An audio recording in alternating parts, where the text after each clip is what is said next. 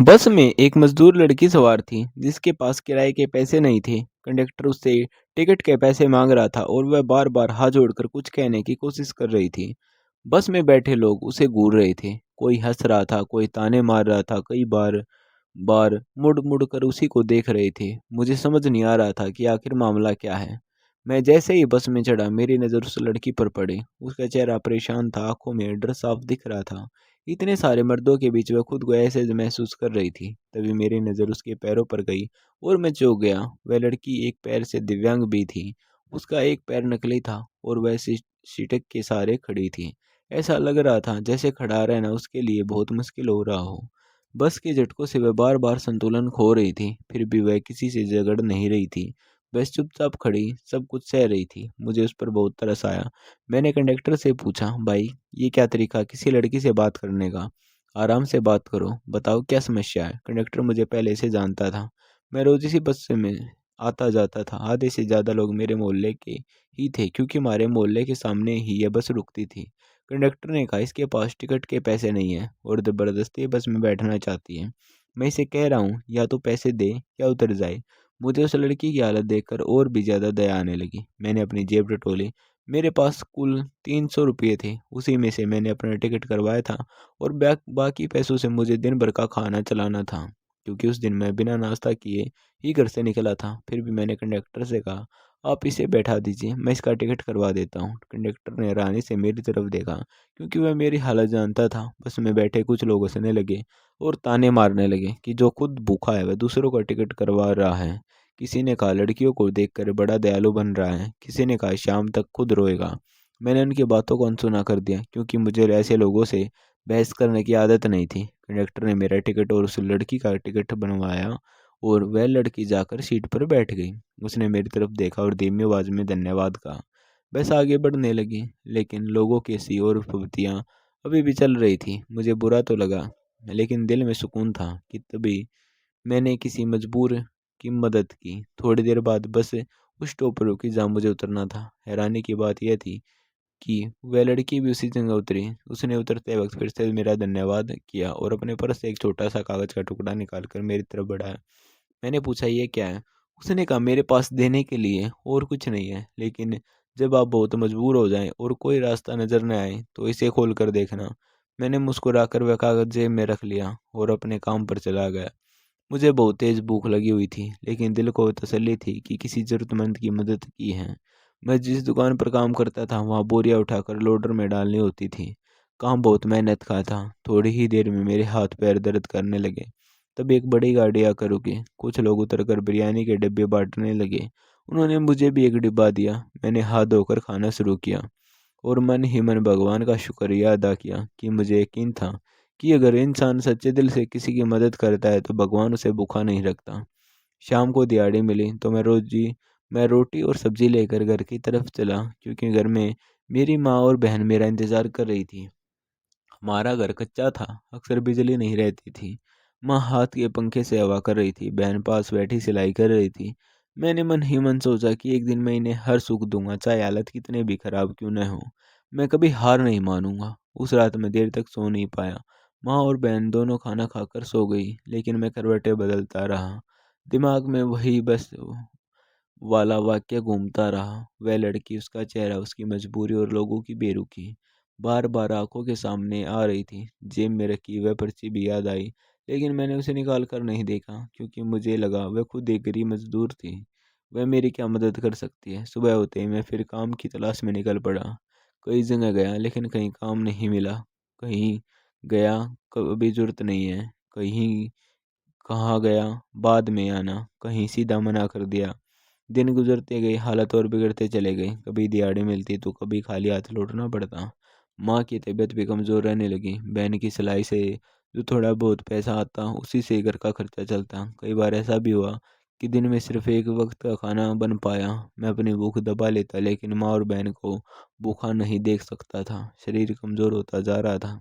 लगातार बोझ उठाने की वजह से पेट और कमर में दर्द रहने लगा था। फिर भी मजबूरी में काम करता रहा। एक दिन दुकान पर ज़्यादा वजन उठाते समय अचानक पेट में तेज दर्द उठा। ऐसा लगा जैसे अंदर कुछ टूट गया हो।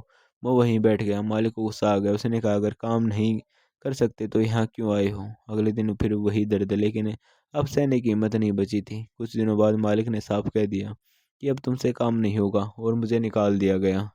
उस दिन मैं खाली हाथ घर लौटा। माँ ने मेरे चेहरे से ही समझ लिया कि कुछ ठीक नहीं है। बहन चुपचाप बैठी रही, किसी ने कुछ नहीं कहा, लेकिन घर की खामोशी बहुत भारी लग रही थी। अगले कई हफ्ते काम की तलाश में दर दर भटकता रहा, लेकिन कहीं भी टिकने लायक काम नहीं मिला। डिग्री होने के बाद भी मजदूरी के अलावा कोई रास्ता नहीं दिख रहा था। मैं खुद से सवाल करने लगा कि पढ़ाई का क्या फ़ायदा जब पेट भरने के लिए भी संघर्ष करना पड़े। दर्द अब सिर्फ शरीर में नहीं रहा, बल्कि हौसले भी टूटने लगे थे। एक दिन माँ को तेज़ बुखार हो गया, दवा लेने के पैसे भी नहीं थे। बहन रो रही थी और मैं खुद को बेबस महसूस कर रहा था। पहली बार मेरी आंखों से आंसू निकले। मैंने ऊपर आसमान की तरफ देखा और पूछा कि आखिर मेरी परीक्षा कब खत्म होगी। तीसरे दिन जब हालत बिल्कुल काबू से बाहर हो गई, तो मैं अलमारी का पास बैठा अपनी पुरानी फाइलें देखने लगा। वही फाइल जिसमें मेरी डिग्रियां रखी थी। उसी फाइल को झटकते समय अचानक एक पीला सा कागज नीचे गिरा। मैंने उसे उठाया तो दिल दिल जोर से धड़कने लगा। वही बस वाली लड़की की दी हुई पर्ची। इतने सालों बाद मुझे उसकी याद आई कि जब बहुत मजबूर हो जाऊं तब इसे खोलना। मैंने बिना देर किए एक पर्ची खोली। उस पर एक पता और एक नाम लिखा था। मुझे नहीं पता था वहाँ क्या मिलेगा, लेकिन अब खोने के लिए कुछ भी नहीं बचा था। मैंने फटे जूते पहने और दर्द से जूझते हुए उस पते की तरफ निकल पड़ा। मैं उस पते की तरफ पढ़ता चला जा रहा था। शरीर में दर्द था, पेट में जलन थी, लेकिन मन में एक अजीब सी उम्मीद जाग रही थी। रास्ता बिल्कुल अनजान था। ये शहर का वह इलाका था जहाँ मैं पहले कभी नहीं आया था। यहाँ की सड़कें चौड़ी थी, दोनों तरफ बड़े बड़े घर थे, ऊंची दीवारें, चमकदार गेट और हर तरफ हरियाली। मुझे लग रहा था जैसे मैं किसी दूसरी दुनिया में आ गया हूँ। मेरा फटा हुआ जूता और मैले कपड़े इस माहौल में मुझे और भी छोटा महसूस करा रहे थे। लेकिन अब वापस लौटने का कोई मतलब नहीं था। कुछ देर चलने के बाद मैं एक बहुत बड़े गेट के सामने पहुंचा। गेट पर लगी तख्ती पर वही पता लिखा था जो पर्ची पर था। मेरा दिल जोर जोर से धड़कने लगा। मैं सोचने लगा, क्या सच में ये यही सही जगह है? मैंने हिम्मत करके घंटी दबाई। थोड़ी देर बाद गेट खुला और एक गार्ड बाहर आया। उसने मुझे ऊपर से नीचे तक देखा। मैंने कांपते हाथों से वह पर्ची उसे दिखाई। गार्ड ने पर्ची देखी, फिर मुझे देखा और बिना कुछ कहे अंदर चलने का इशारा किया। जैसे ही मैं अंदर गया, मेरी आंखें खुली की खुली रह गई। सामने हरा भरा बगीचा था, रंग बिरंगे फूलों की खुशबू हवा में फैली हुई थी। इतना बड़ा बंगला मैंने पहले कभी नहीं देखा था।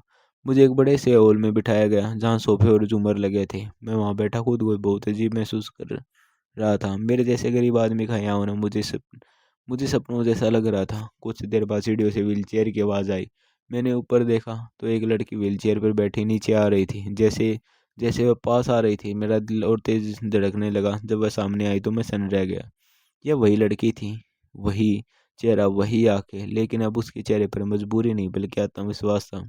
उसने मुझे देखते ही हल्की सी मुस्कान दी और कहा, मैं जानती थी तुम एक दिन जरूर आओगे। मैं अपनी जगह से खड़ा हो गया और कुछ बोल नहीं पाया। मेरे गले में जैसे शब्द अटक गए थे। उसने खुद ही कहा, तुम मुझे पहचान गए हो ना? मैं वही हूँ जो उस दिन बस में थी। मेरा नाम जैनब है। मैंने हाँ में सिर हिलाया और कहा, लेकिन आप यहाँ? और ये सब उसने मुस्कुराते हुए कहा, उस दिन जो तुमने देखा वह मेरे पिता की एक परीक्षा थी। मेरे पिता बहुत बड़े कारोबारी थे, लेकिन वह हमेशा कहते थे कि दौलत से बड़ा इंसान का दिल होता है। वे चाहते थे कि मैं अपनी दिव्यांगता के बावजूद दुनिया को करीब से समझूं, लोगों को व्यवहार देखूं। इसलिए उन्होंने मुझे बिना पैसे के साधारण कपड़ों में बस में भेजा, ताकि मैं देख सकूं कौन इंसानियत दिखाता है और कौन मुंह फेर लेता है। उस दिन बस में सैकड़ों लोग थे, लेकिन सिर्फ तुम ही थे जिसने अपनी गरीबी भूलकर मेरी मदद की। मैंने सिर झुका लिया, मेरी आंखों में आंसू आ गए। जैनब ने आगे कहा, मेरे पिता अब इस दुनिया में नहीं है, लेकिन उन्होंने मुझे यह सिखा दिया कि नेक इंसान को पहचानना बहुत जरूरी है। मुझे अपने काम के लिए एक ईमानदार और संवेदनशील इंसान की जरूरत थी। तुम्हारी डिग्री से ज़्यादा मुझे तुम्हारा चरित्र पसंद आया। उसने एक कार्ड मेरी तरफ बढ़ाया और कहा, यह मेरी कंपनी का कार्ड है। मैं चाहती हूँ कि तुम हमारे यहाँ मैनेजर के तौर पर काम करो। मेरी आंखों से आंसू बहने लगे। इतने दिनों की तकलीफ जैसे एक पल की में हल्की हो गई हो। मैंने कांपते आवाज में कहा, लेकिन मैं इस लायक नहीं हूँ। उसने कहा, तुम बिल्कुल इस लायक हो, क्योंकि जिसने भूखा रहकर किसी की भूखे की मदद की हो वह कभी गलत नहीं हो सकता। उसी समय उसने अपने स्टाफ को बुलाया और मेरी माँ के इलाज और घर के राशन का इंतजाम करने को कहा। उस वक्त मुझे लगा जैसे भगवान खुद मेरे सामने खड़ा होकर मेरी पीठ थपथपा रहा हूँ। जैनब के शब्द सुनकर मैं कुछ देर तक कुछ बोल ही नहीं पाया। इतने सालों की थकान, डर और बेबसी एक साथ आंखों से बहने लगी। मैंने कभी सपने में भी नहीं सोचा था कि मेरी ज़िंदगी इस तरह बदलेगी। मैं बार बार यही सोचता रहा कि उस दिन बस में अगर मैं भी बाकी लोगों की तरह नज़र फेर लेता तो आज मेरी हालत क्या होती।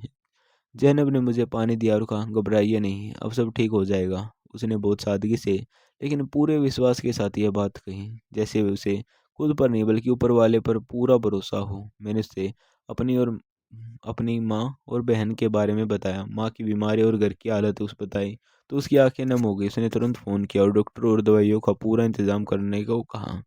फिर उसने मुझसे कहा, आज से आप हमारे परिवार का हिस्सा हैं। यह शब्द मेरे लिए किसी दौलत से कम नहीं थे। उसी दिन मुझे एक गाड़ी से घर भेजा गया। जब मैं अपने मोहल्ले में उस गाड़ी से उतरा था, पड़ोसी हैरानी से देखने लगे। वही लोग जो कभी मेरी गरीबी पर हंसा करते थे, आज चुपचाप मुझे देख रहे थे। मैं सीधे घर के अंदर गया।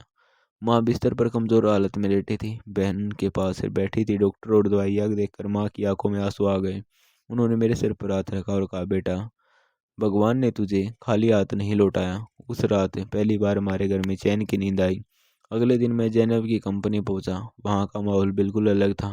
हर कोई इज्जत से बात कर रहा था। किसी ने मेरे कपड़ों या बीते हालत पर नजर नहीं डाली। मुझे मेरे काम की पूरी जानकारी दी गई।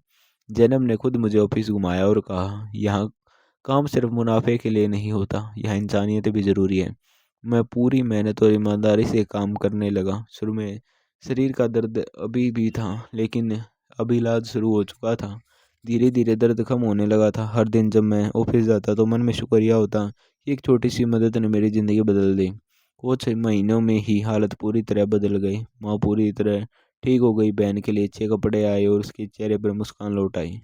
हमारे कच्चे घर की जगह पक्का घर बनने लगा। मोहल्ले के लोग अब सम्मान से बात करने लगे। लेकिन मेरे दिल में किसी के लिए कोई शिकायत नहीं थी, क्योंकि मैंने गरीबी में भी सब्र करना सीखा था। एक दिन जैनब ने मुझे अपने ऑफिस बुलाया और कहा, तुमने साबित कर दिया कि मेरे पिता का फैसला सही था। तुम जैसे लोग ही समाज को बेहतर बनाते हैं।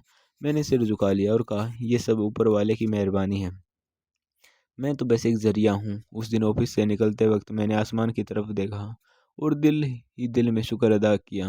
मुझे लगा जैसे जिंदगी ने मुझे फिर से जन्म दिया हो। समय तेजी से गुजरने लगा। मैं पूरी ईमानदारी से अपना काम करता रहा। जैनब ने कभी मुझे मालिक और नौकर जैसा महसूस नहीं होने दिया, बल्कि हर फैसले में मेरी राय ली जाती थी।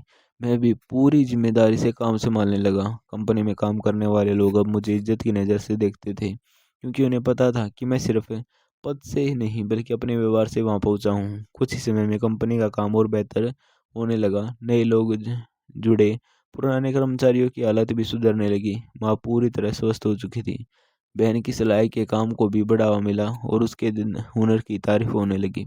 हमारे घर में अब नियमित खाना बनने लगा और सबसे बड़ी बात, घर में सुकून लौट आया। एक दिन मैं उसी बस स्टॉप पर खड़ा था जहाँ सालों पहले वह घटना हुई थी। वही बस, वही कंडक्टर और कुछ जाने पहचाने चेहरे भी दिखे। कंडक्टर ने मुझे पहचाना और मुस्कुराते हुए कहा, आजकल बड़े आदमी हो गए हो। मैंने मुस्कुराकर जवाब दिया, इंसान वही है, बस हालत बदल गए हैं। मैंने उस दिन बस में बैठे लोगों को याद किया जो हंस रहे थे, लेकिन मेरे मन में उनके लिए कोई कड़वाहट नहीं थी, क्योंकि अगर उस दिन वे न हंसते तो शायद मेरी नेकी इतनी मजबूत न होती।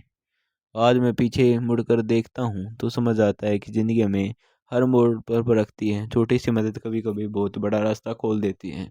मैंने उस दिन सिर्फ एक टिकट नहीं करवाया था, बल्कि अपने भविष्य का दरवाज़ा खोल दिया था। अगर इंसान सच्चे दिल से किसी मजबूर की मदद करता है तो ऊपर वाला उसे ऐसे रास्ते से रोजी देता है जिसकी उसने कभी कल्पना भी नहीं की होती। इसलिए कभी किसी को छोटा मत समझो और कभी मदद करने से पीछे मत हटो। हो सकता है वही एक काम आपकी पूरी ज़िंदगी बदल दे।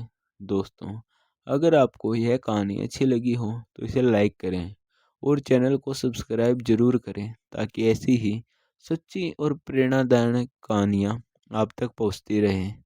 कल फिर मिलते हैं किसी एक और नई कहानी में। धन्यवाद।